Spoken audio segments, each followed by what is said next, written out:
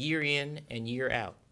And yet they told me that increasingly their volunteer corps is aging, that it's folks 50 and my age and older who tend to show up and not young people who are showing up. Why is that? How is it that we engage young people to see their stake and behavior in community and to understand that civic engagement is not a phrase, it's not a chapter, it's a habit of mind and of behavior? And I want to tell you there is some urgency about this agenda. There's some urgency about it. I went out to visit a school called the Holland School in Dorchester in Boston in the spring.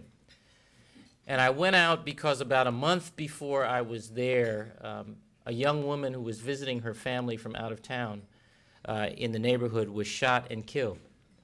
And about 2 weeks after that, an 11-year-old boy found a .44 caliber pistol in the neighborhood of the school and brought it into the class, a loaded gun. And the neighborhood was in an uproar, understandably. People were afraid and they were worried. And so we called a community meeting of the adults at the end of the school day in the school cafeteria. And Mayor Menino of Boston and I and our respective public safety officials went out to meet with the adults to hear some ideas they had on ways in which their government could help them feel more safe, and also to share some of our own. So you have to picture the scene. It's 3 o'clock in the afternoon or so. The adults are trudging toward the school, and all the kids are free, heading home out to the buses or walking. And I was given a minute or two alone in the principal's office to collect my thoughts and look at my notes. And you realize sometimes you're being watched.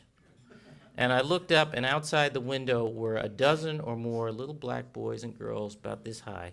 Not that high, but you understand, this high. All waving and smiling, backpacks on, all excited. I will tell you, at 11 years old, I'm not sure I could have told you who the governor of Illinois was.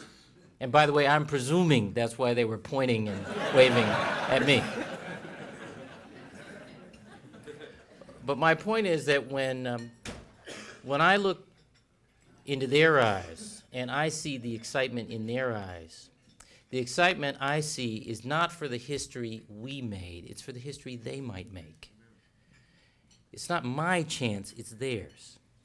It's what they think is possible. And I see that look in the eyes of children in communities all over the Commonwealth.